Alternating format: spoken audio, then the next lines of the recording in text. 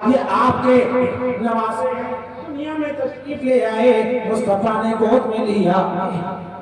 प्यारे मुस्तफा अपने नवासे को चूम भी रहे हैं, मुस्तफा अपने नवासे के रुखसार पर भी बोसा दे रहे हैं और मुस्तफा देख करके मुस्कुरा रहे हैं। सुभान अल्लाह मुस्कुरा रहे हैं। हज़रत उम्मे फज़ल बयान फरमाती है, मुस्कुराते मुस्कुराते मैंने देखा कि मुस्तफा की चश्माने मुबारक से आंसू जारी हो गए।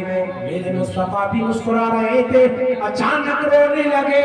अर्ज करती है, ए प्यारे आका, हर नाना अपने नवासे को देख करके खुश होता है, आप भी मुस्कुरा रहे थे, लेकिन क्या बात है कि अचानक आप रोने लगे?